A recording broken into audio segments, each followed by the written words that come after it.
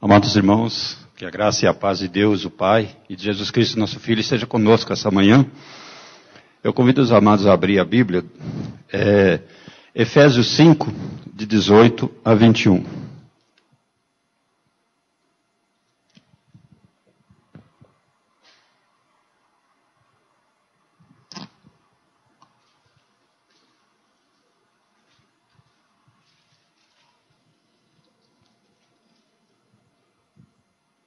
Efésios 5, de 18 a 21. Achamos? Nos diz assim a palavra do Senhor. E não vos embriagueis com vinho, no qual há dissolução, mas enchei-vos do Espírito, falando entre vós com salmos, entoando e louvando de coração ao Senhor, com hinos e cânticos espirituais, dando sempre graças por tudo a nosso Deus e Pai, em nome de nosso Senhor Jesus Cristo, sujeitando-nos uns aos outros. Pai Santo, nós, na Tua presença, queremos, ó Pai, implorar a graça e misericórdia do Senhor nesse dia que o Senhor tem renovado em nossas vidas, ó Pai. Por isso, pedimos que o Senhor nos conduza essa manhã no estudo da Tua palavra, ó Pai, para que fortalecido e enriquecidos por ela, ó Pai, nós possamos dar bom testemunho dos feitos que o Senhor tem feito no meio do seu povo, ó Pai. Amém. Abençoe-nos ricamente nesta manhã. É a nossa oração em nome do Senhor Jesus. Amém. Irmãos, esse texto riquíssimo de Paulo, e eu não vou fazer uma exposição do texto, mas é o ponto de partida para falar aos irmãos de algo muito importante dentro da nossa igreja, que envolve todos nós, não só dentro como fora. A partir de Efésios 5, do versículo 18, nós não vamos falar do esvaziar-se de nós e enchermos do Espírito, mas encher do Espírito também reflete os nossos relacionamentos. Como é que nós nos relacionamos? E nós vamos abordar os nossos relacionamentos a partir de 4 pontos. E eu vou ser até de certa forma, como o meu tempo é escasso, vou fazer, como o meu irmão disse, um resumo do resumo. Essa palestra que nós demos, com interação, nós chegamos a 2 horas de discussão. Então nós não temos 2 horas, nós temos 35 minutos. Então, eu vou passar. O nosso relacionamento começa com Deus. A partir dele, nós temos que analisar o nosso relacionamento dentro da nossa igreja, com os irmãos, e com a nossa família, e também com os outros. Se seguirmos Efésios, a partir do capítulo 6, vai ver que ele, já no 5, 18 a 21, ele fala do relacionamento nosso com os irmãos. E a partir do capítulo 6, ele começa a falar com a família, e em todas as suas esferas. Fala de marido e mulher, fala pais e filhos, e depois fala do nosso relacionamento com os outros. Então, a partir desse texto, nós vamos expor o que nós precisamos aprender sobre nossos relacionamentos. É claro que o nosso relacionamento, ele vai começar com Deus. Isso porque nenhum relacionamento é bem sucedido se a nossa comunhão com Deus não for plena. Cristo, ele não só veio tirar-nos do jugo do pecado, levar a nossa culpa, mas ele também veio estabelecer o nosso relacionamento com Deus. Aquilo que Adão perdeu, e nós temos essa semente dentro de nós, Cristo veio restaurar. Então, se o nosso relacionamento com Deus não estiver pleno, ou se nós não buscarmos essa plenitude, se nós não buscarmos essa comunhão, olha as pessoas que não têm Deus, olha as pessoas que não se submetem ao senhorio de Jesus Cristo. Os seus relacionamentos são distorcidos. Os seus relacionamentos partem de si mesmo, e não de uma fonte de verdade, de uma fonte de relacionamentos sinceros, verdadeiros, de relacionamentos realmente próximos.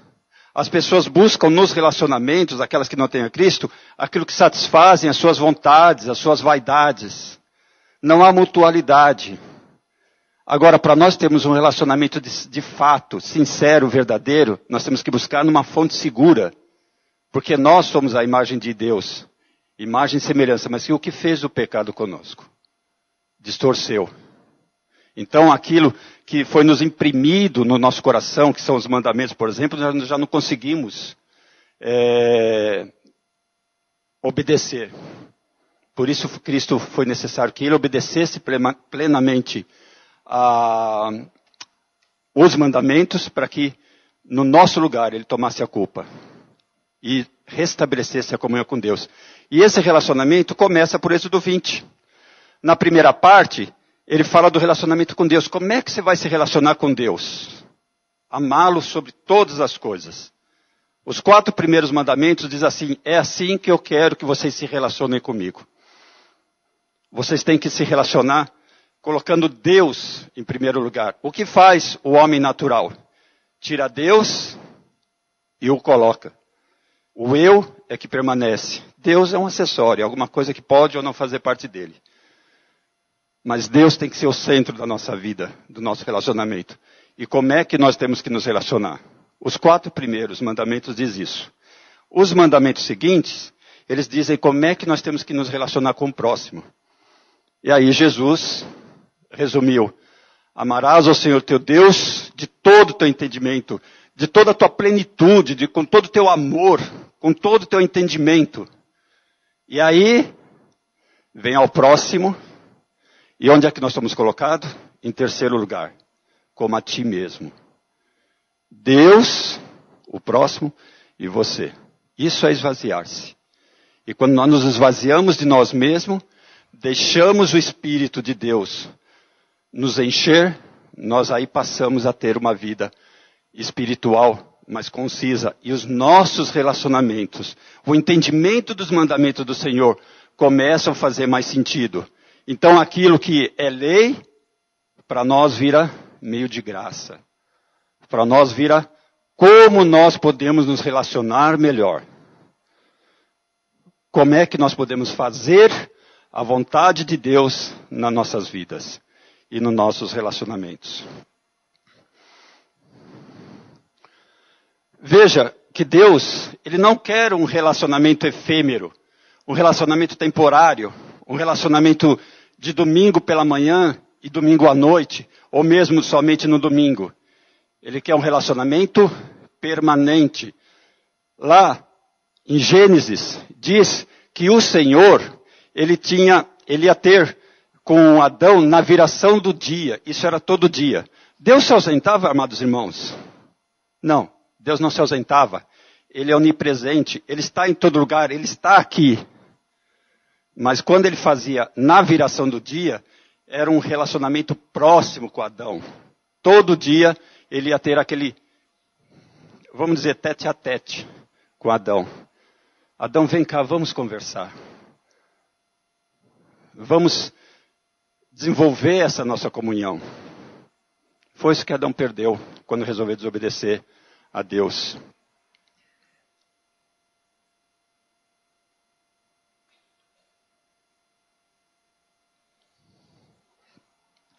Então, nosso relacionamento com Deus, e se a gente for lá em Romanos 12, 1 e 2, nós vamos ver que o nosso culto é diário, é permanente.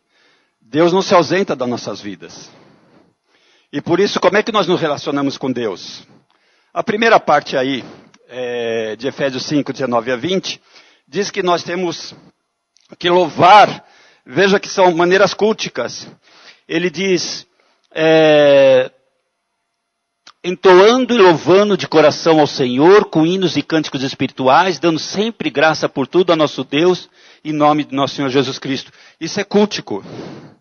Esse é o nosso relacionamento. O que nós estamos fazendo aqui nesse momento e o que nós fazemos à noite no nosso culto? Nós olhamos para o autor e consumador da nossa fé, o adoramos, o bendizemos e fazemos de que forma? louvando, bendizendo. E há uma interação, porque no primeiro momento é nós prestando esse culto, esse serviço. E Deus, no segundo momento, o que é maravilhoso, Ele se digna a nos servir, Ele nos traz a sua palavra. E Ele vem falar conosco. Primeiro nós falamos, primeiro nós nos colocamos na sua presença, nós o adoramos. E no segundo momento, Ele vem nos servir com a porção da sua palavra. Vem nos edificar. Vem trazer palavra que de fato transforma a nossa vida. Há um diálogo, há um relacionamento com Deus, íntimo e próximo, conquistado por Cristo. Somente por intermédio de Cristo. Por isso, em nome do Senhor Jesus Cristo. Porque se nós nos apresentarmos diante desse Deus, simplesmente, sem prestarmos atenção naquilo que estamos fazendo, é um culto vazio. Quantas pessoas, infelizmente eu conheci, eu vou ao culto porque me faz tão bem, eu saio de lá descarregado. E aí na segunda-feira, na terça, na quarta, começa a se carregar de novo. Aí chega domingo, se descarrega. É para isso que nós fomos feitos? Não. Na segunda, na terça, na quarta, o culto é permanente. Esse é o nosso relacionamento com Deus. E diariamente, como é que nós fazemos isso? Quando você se relaciona com alguém, há uma conversa, há um diálogo, há uma interação. Primeiro, você pode ouvir o que a pessoa tem para te dizer. Você pode ouvir a sua voz. E como é que nós ouvimos a voz de Deus? Através da leitura bíblica. É Deus falando conosco.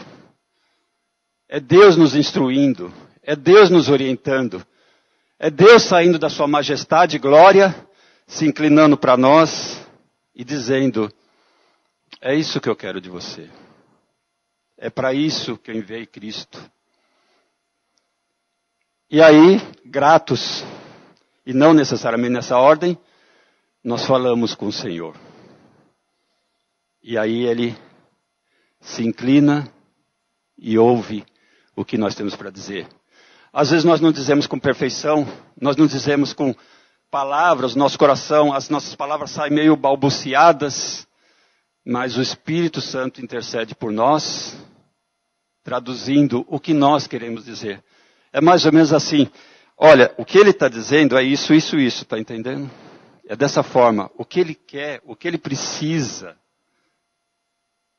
o que vai acalentar o seu coração, o que vai acalmar a sua alma, é isso. E essas palavras chegam, lá em Apocalipse diz, como incenso, como aroma suave ao nosso Deus. É assim que são as orações dos santos, diante do Deus. E esse relacionamento com Deus, essa proximidade, essa comunhão com Deus, vai passar a refletir em todos os nossos outros relacionamentos.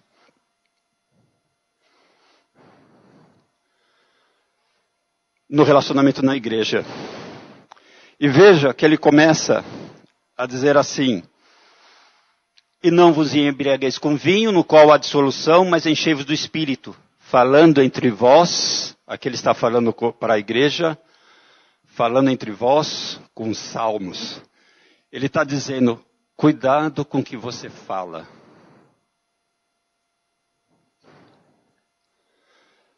A língua é tão importante que Tiago gasta um capítulo inteiro para falar dela.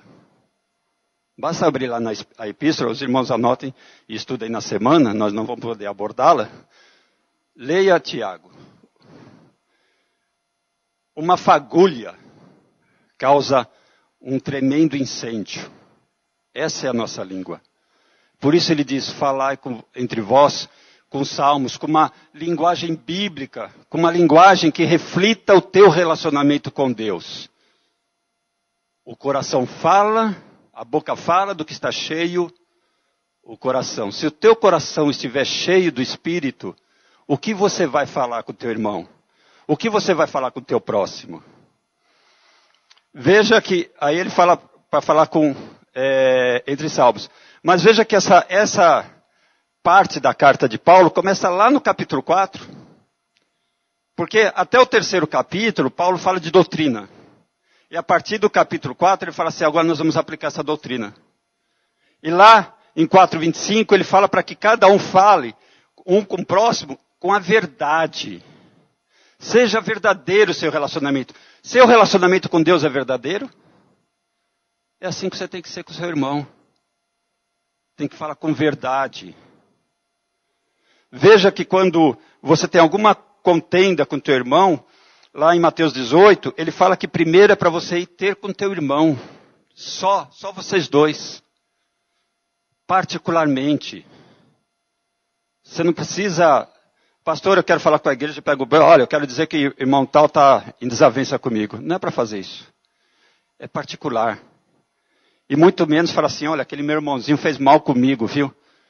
Não, vai ter você e ele direto. Nós vamos retomar isso um pouquinho para frente. Falando para edificação e com palavras que transmitam graça. O reverendo Nicodemos, falando sobre esse encher do Espírito e falando sobre falar com os salmos, ele fala, é interessante quando acaba o culto, e a primeira coisa que o irmão comenta com o outro é o resultado do jogo da tarde. O Corinthians, o Palmeiras perdeu, ganhou. E a mensagem que ele acabou de ouvir? Onde é que está? Então nós saímos do culto e já nos mundanizamos. Nós ainda não respiramos essa espiritualidade que acabamos de receber.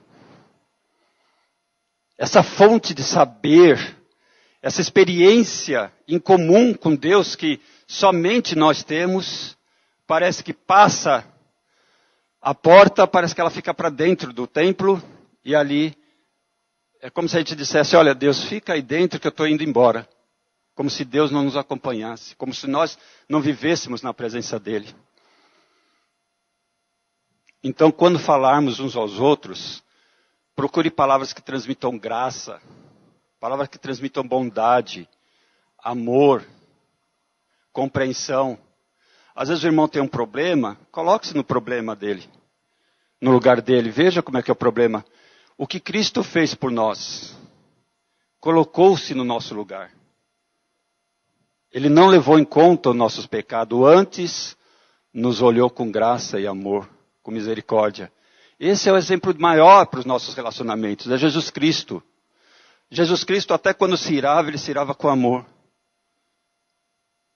Ele olhou para o jovem rico que não adorava a Deus e o amou. Qualquer um dos apóstolos dizia, quer que a gente manda fogo para consumir? Mas Cristo não.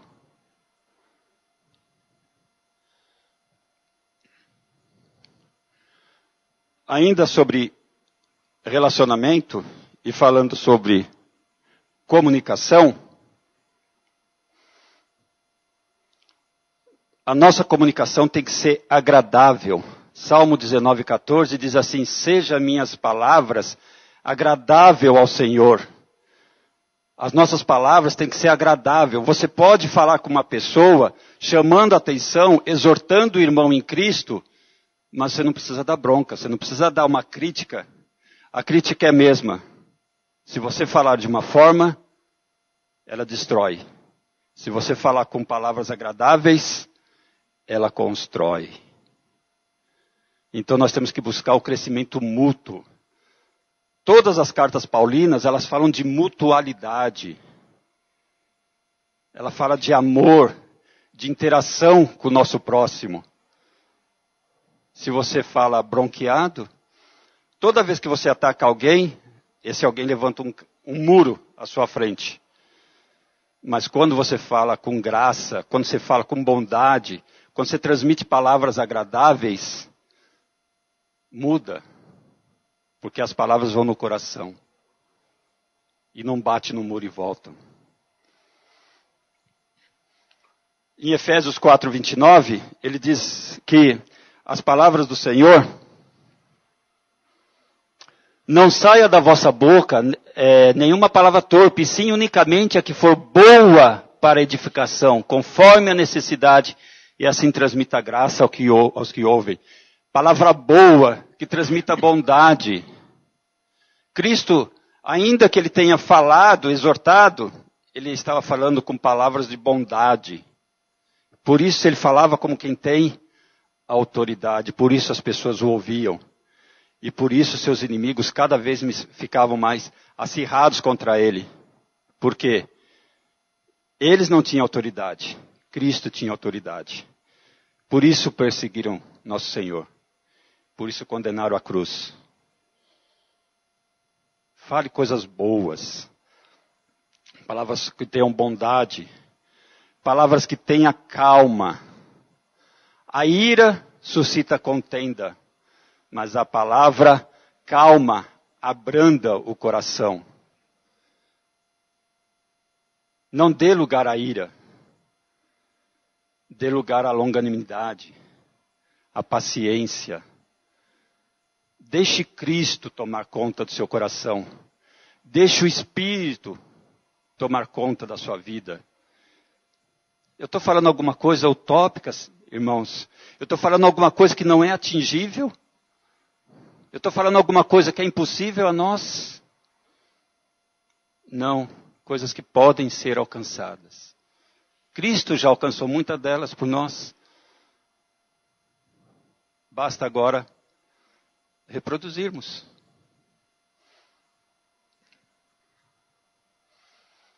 Conversa direta, aquilo que eu citei anteriormente.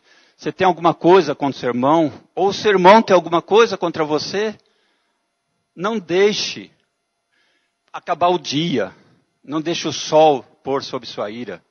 Vai ter com teu irmão. Não importa que é 10 horas da noite, chama teu irmão do lado. Irmão, o que aconteceu? Por que estamos assim? Nós somos a família de Deus. Nós somos um só corpo. O que atinge um dos irmãos, atinge a qualquer outro. Então nós não podemos ter nada que nos separe, que faça separação, que estrague a nossa comunhão. A nossa comunhão é vazia se nós deixarmos essas coisas tomarem conta da nossa vida. O nosso culto, quando nós entrarmos aqui, reconcilia primeiro com teu irmão, depois presta o culto. Não é para parar, sair e depois voltar, não. Ele está dizendo, coloque no seu coração o desejo de restabelecer a sua comunhão, o seu relacionamento com teu irmão. Não deixe para o dia seguinte. Porque ainda que haja cicatriz, cicatrizes podem se abrir. E pode aflorar na pele. E no momento de ira, pode vir a baila e estragar tudo.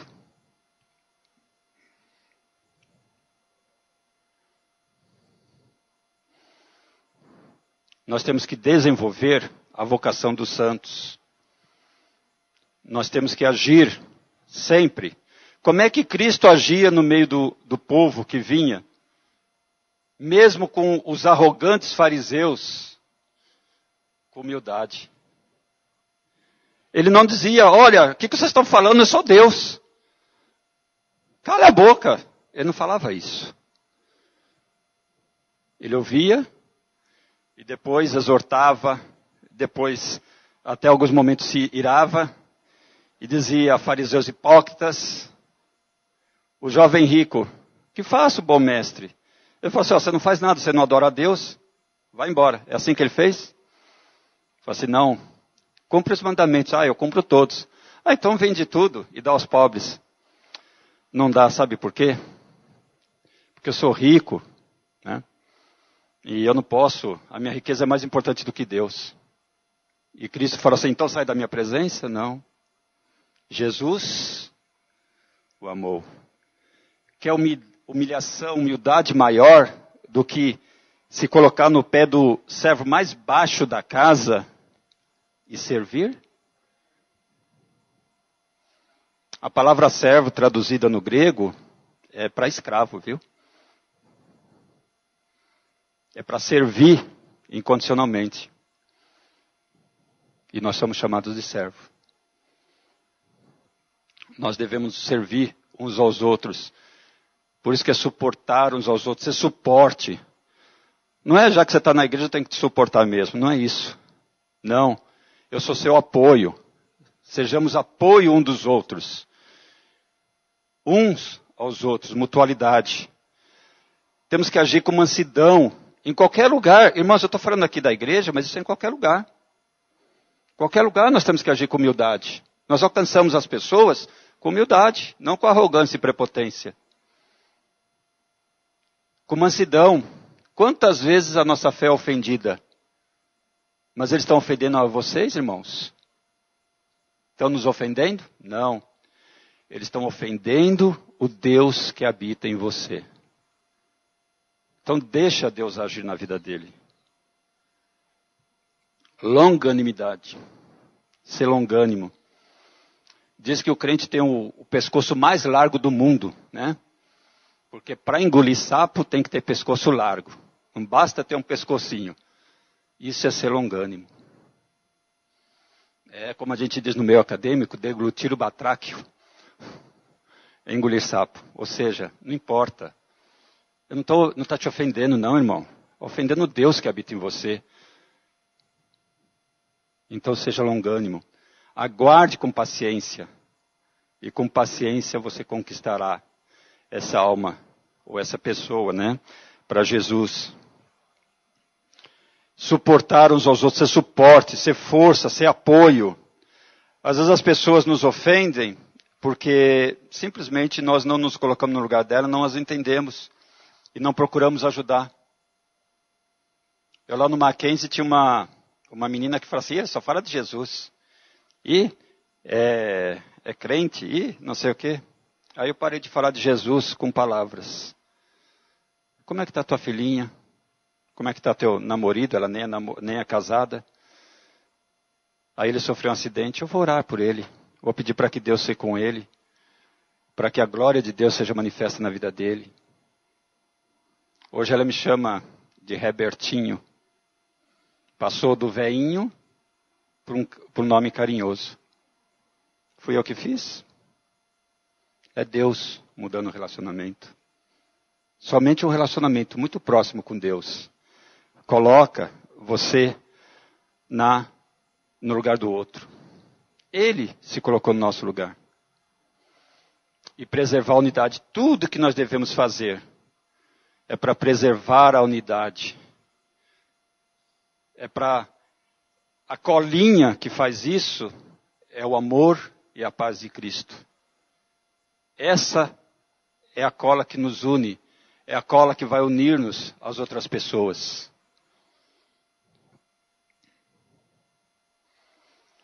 Eu só coloquei relacionamento na igreja porque está pela ordem. Mas tudo isso se aplica primeiramente na família.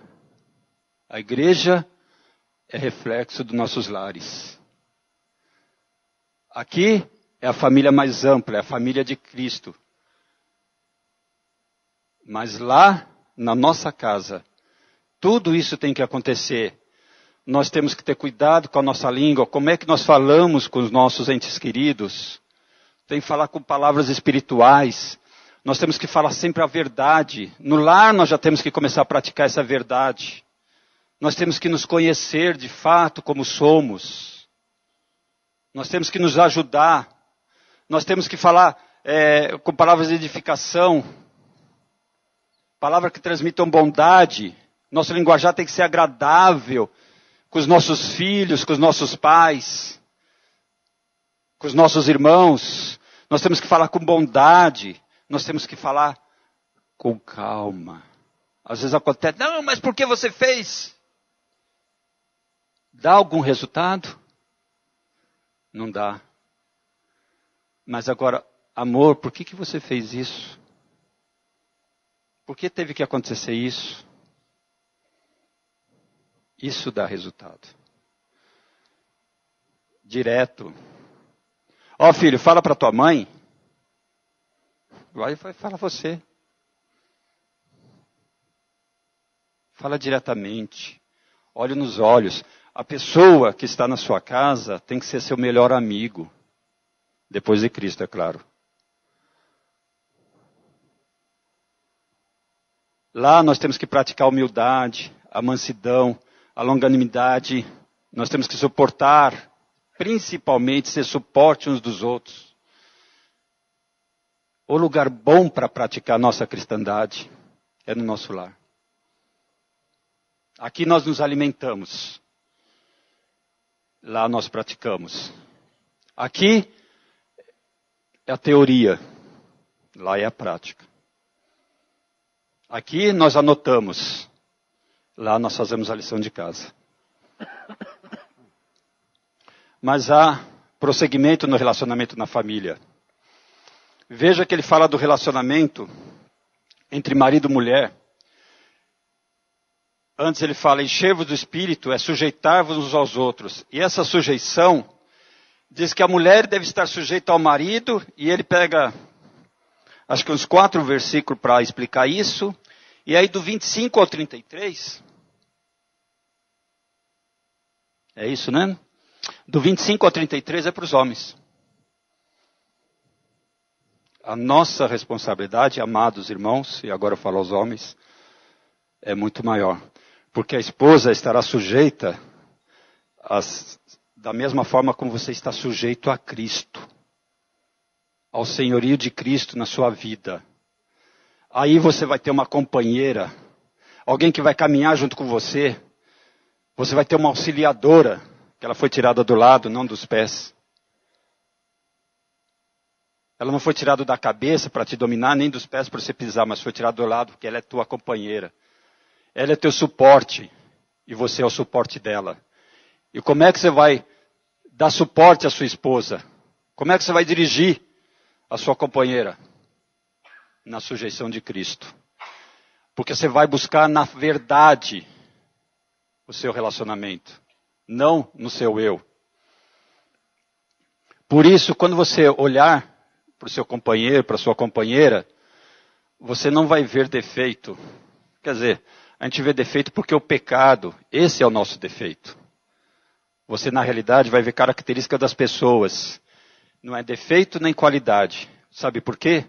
Porque aquilo que te agrada é qualidade. E aquilo que te desagrada é defeito. Ela foi criada a pessoa, ele ou ela, foram criados dessa forma. Deus as criou assim. Para que, na hora que vocês estabelecerem a comunhão, as pontas sejam aparadas e vocês vivam plenamente, completos. Completem a humanidade perfeita de Deus. Por isso vocês são um. Por isso vocês são um. Um só. Por isso vocês são indivisíveis. Porque vocês se completam. Um é suporte do outro. Um é apoio do outro. Esse que está ao seu lado, esta que está ao seu lado, é o seu melhor amigo depois de Cristo. É a terceira dobra do cordão. O cordão de 3 dobras não se arrebenta.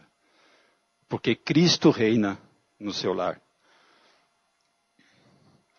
Por isso você tem que falar, aí vamos chover no molhado. Falar sempre a verdade. E amar. Demonstrar amor. Eu namoro fazem 23 anos. E hoje eu tenho a bênção de estar num lar que eu vejo o namoro também há 29 anos. É assim que tem que ser. Até quando dá bronca, é com amor. Você tem que falar comigo, porque eu sou o dono da casa. Né? E tudo isso, amados irmãos, todo esse relacionamento que tem a comunhão com Deus, que tem a comunhão com Cristo, vai refletir aonde? Nos filhos. Na relação de sujeição entre pais e filhos. Porque o 5º mandamento, ele diz que eles devem respeitar pai e mãe. Mas os pais não podem provocar os filhos à ira. Faça o que eu estou falando. É assim? Não. O que Cristo falou? Ele falou, faça o que eu estou falando? Foi isso que Cristo disse? Não, eu sou o exemplo. Sigam o meu exemplo. O que os filhos vão fazer? Seguir o seu exemplo. Se você maltrata o seu próximo, o que o seu filho vai fazer? Vai maltratar o seu próximo. Se você trata com amor, o que ele vai fazer? Vai amar o seu próximo. Você é o espelho dos filhos.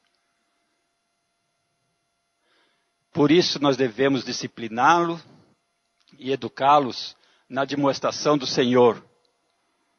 Ensina a criança no caminho em que deve andar. E que caminho é esse? É o seu caminho? É aquilo que você acha que é o melhor?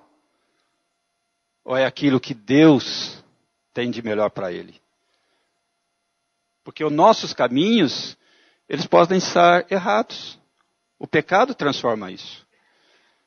Ele nos tira do foco. O pecado transfere. Mas quando nós estamos no foco, pegamos o caminho do Senhor e transmitimos, para quem ele vai olhar? Para o autor e consumador da fé. Porque o caminho dele é verdadeiro. Os nossos caminhos podem estar deformados. O pecado faz isso. E por consequência disso, nós temos o relacionamento com os outros. Aí, lá no final do capítulo 6, depois ele falar do lar cristão, e antes de falar da armadura de Deus, ele vai falar do lar cristão, os servos e senhores. E aí, como reflexo do nosso relacionamento com Deus, eu já estou terminando, é o último slide, viu, pastor? Se nós recebemos amor, e nós amamos porque Deus nos amou primeiro, então esse amor é verdadeiro. Nós vamos transmitir ao próximo amor. E aqui eu já estou falando fora do ambiente da igreja, no nosso culto diário. Se você tem o hábito de falar a verdade, como é que você vai agir no outro meio onde você não está junto dos irmãos? Vai falar com verdade. Porque veja, você praticou em casa, praticou na igreja e agora você tem que praticar no mundo. Se você desenvolveu essa comunhão com Deus, desenvolveu a comunhão com o próximo, com a sua família, como é que vai ser o seu relacionamento com os outros? Você vai buscar a comunhão. Não a desavença. O Espírito do Senhor não é um espírito de desavença, de contenda. É um espírito de paz. Seja a paz de Cristo o árbitro entre vós. Não só no seio da igreja, mas no meio. Busque a reconciliação. 2 Coríntios 5, de 18 a 21, fala do ministério da reconciliação. Nós somos embaixadores, nós levamos a mensagem de paz. Porque outros embaixadores levam mensagem de guerra. Mas nós, como embaixadores do Senhor, como peregrinos que somos nesse mundo, nós devemos levar a mensagem de paz, de reconciliação do homem com Deus. Isso vai refletir a paz que eu acabei de citar. E eles têm que ver que não só nós temos essa paz de Cristo reinando no nosso coração, mas também a alegria. É maravilhoso quando você vai num velório, e às vezes tem vários velórios, e você vê um velório católico de um espírita, e tem um evangélico, ele fala assim, eles estão tristes. Mas a paz, e quando a gente canta o hino, para eles isso é alegria. Por que nós estamos alegres? Porque o nosso irmão foi para a glória. Essa é a nossa alegria. A dor da separação há, mas a alegria, porque ele está agora na glória. Eles não têm essa paz, eles não têm essa alegria. É um caso extremo, para os irmãos entenderem como é importante eles verem a paz e a alegria de Cristo. Nós exalando esse perfume maravilhoso que é o perfume de Cristo. E aí tem um reflexo do servo Senhor. O servo, ele obedece. Ele é sujeito porque aquela autoridade foi instituída por Deus. Então ele age com humildade. E o Senhor, ele tem que ser justo. Você é um Senhor, você é patrão, você tem que ser um Senhor justo, tem que buscar a justiça. Não a sua, mas a justiça de Deus. E o Senhor que é justo, ele usa de sabedoria. Ele procura ser sábio. Ele procura ser como Cristo é. Porque ele está servindo ambos, em última instância. estão servindo a Deus. Não servindo a homens, mas em última instância, servindo a Deus. Porque Deus constituiu aquela empresa e permitiu que o seu patrão ímpio te desse o emprego. Quer mais impiedade daqueles que trabalham para o governo? E também como reflexo disso, no nosso dia a dia, nós temos com os outros, agir com cordialidade, agir com respeito. Temos que fazer defesa da nossa fé, mas não como se Deus precisasse de advogado. Nós temos que defender. Pedro diz, porque vos pedirão razão da vossa fé. E como é que você defende a sua fé? Fale de Jesus. Se necessário, use as palavras. Fale com as suas atitudes, com a sua cordialidade, com o seu amor, com a sua paz, com a sua alegria. Nós temos que ser reflexo dessa comunhão com Deus. Por isso Deus está em primeiro lugar na nossa comunhão. Com isso, nós desenvolvemos na igreja, desenvolvemos na família e aplicamos fora do ambiente. Não existe vida secular, não existe vida de igreja. É uma vida só. Nós somos a igreja do Senhor Jesus, onde quer que nós estejamos. Que Deus nos abençoe.